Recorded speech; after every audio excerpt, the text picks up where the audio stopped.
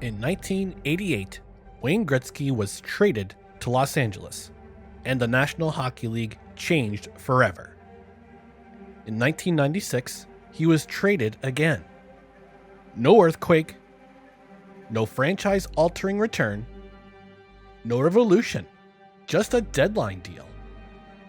The greatest player in NHL history moved for depth players, draft picks, and hope.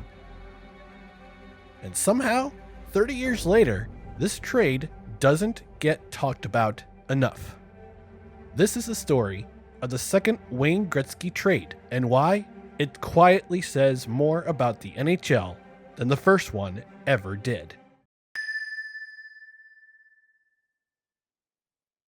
On February 27, 1996, the Los Angeles Kings traded Wayne Gretzky to the St. Louis Blues.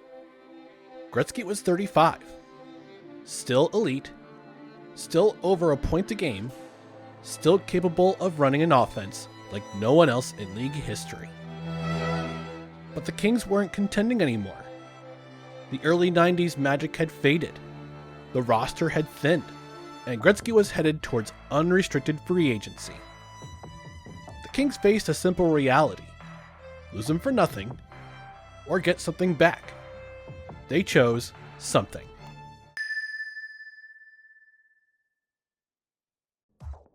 In exchange for Wayne Gretzky, the Los Angeles Kings received centers Patrice Tardif and Roman Vopat, left winger Craig Johnson, the Blues' 1996 fifth-round pick, and the Blues' 1997 first-round pick, which was originally acquired from Edmonton in the Curtis Joseph trade in August 1995.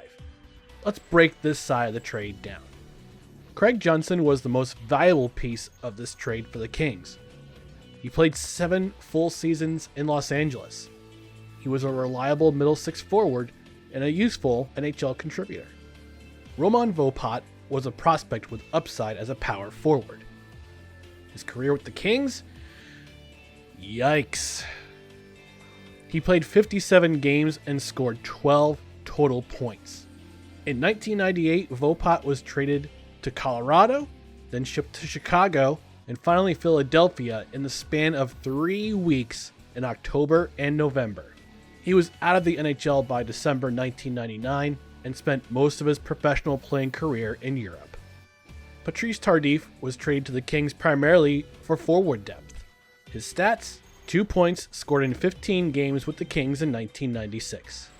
Following his time with the Kings, he spent the remainder of his career in the AHL, the IHL, and Europe before retiring from professional hockey in 2008. Now, the draft picks. The Blues' 1997 first-round pick became left wing Matt Zoltek. Here's where it gets fascinating. Zoltek never played for the Kings. In fact, he never signed a contract with the team. He re-entered the draft in 1999 and was selected by the Boston Bruins in the second round. Zoltek never played a game in the NHL. The Blues' 1996 fifth-round pick became defenseman Peter Hogan. Hogan spent his professional career bouncing around the AHL and the ECHL. He also spent time on the Team Canada roster in 1999-2000. He left professional hockey in 2004. Like Zoltek, Hogan never played a game in the NHL. 2 draft picks, 0 NHL games, and one of them never even signed. That's a remarkable asset outcome when you remember who was traded. So if the Kings' return feels underwhelming, what exactly were the Blues buying? The 1995-96 St. Louis Blues were competitive, but they were missing something. They already had right winger Brett Hull, a prominent goal scorer, but he couldn't do it all by himself. Defenseman Al MacInnis, considered by many to be one of the best in the league at his position. Goaltender Grant Fuhr, who rejuvenated his career during the 1995-96 season after years as a journeyman, and defenseman Chris Pronger, who was only 21 but was already emerging as a franchise defenseman.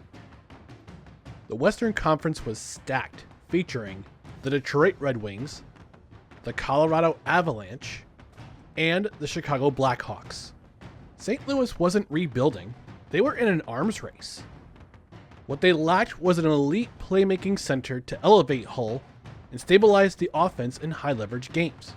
Mike Keenan, who was acting as head coach and general manager at the time, needed a key player to make an impact.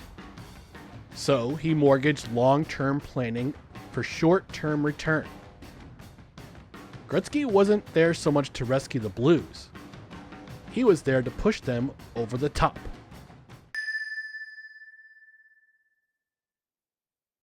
Gretzky played 18 of the Blues' final 21 games and scored 8 goals and 13 assists. St. Louis finished with 80 points and earned the 5th seed in the Stanley Cup playoffs. However, the Blues limped into the playoffs, going 1-7-4 in their final 12 games. During the playoffs, Gretzky scored 2 goals and registered 14 assists, 16 points in 13 games.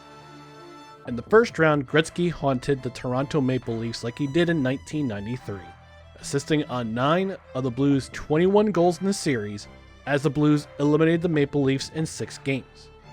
In the second round, they faced Detroit, who at the time won the most games and earned the most points in regular season history.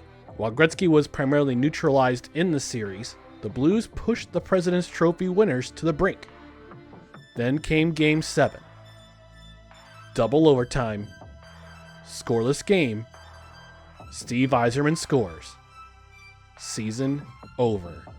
No conference final, no Stanley Cup, no running it back. Gretzky became a free agent after the season, and in July, he reunited with former Edmonton Oilers teammate Mark Messier and signed with the New York Rangers. Gretzky's career with the Blues: 31 total games, 37 total points. The great one was still great, but he was gone. Before the trade, the St. Louis Blues were a fledgling team, a second-tier contender in the Western Conference behind Detroit, Colorado, and Chicago. After the trade, it seemed as though they were still the same team, just with Wayne Gretzky on the roster. Did Gretzky make the Blues Stanley Cup playoff favorites? No. Did he increase their probability of winning the cup? Yes, albeit marginally. Still, they pushed the league's best regular season team to double overtime in Game 7 of the 1996 Stanley Cup playoffs. And then, he left. The Blues made a rational gamble. They maximized a competitive window that included Brett Hull, Al MacInnis, and Chris Pronger. They didn't win the cup, but they gave themselves a real shot. Grade: B-. The Kings avoided losing Gretzky for nothing. They gained 1 useful player out of 3 active roster players. The 2 draft picks played a grand total of 0 NHL games. Their 1997 first rounder never even signed. No franchise pillar emerged. The return was practical, but not transformative. Grade: C-. The first Gretzky trade reshaped the NHL. The second one reflected reality. By 1996, Wayne Gretzky wasn't untouchable. He was a rental, a calculation, a short-term push. The Blues improved their odds, but not enough to push them over the top. The Kings preserved some value, but none of it truly altered their future. No chaos, no revolution, no winner by knockout. Just 2 franchises making logical decisions in a league that was evolving. Maybe that's the most fascinating part. Even the great one became a deadline asset.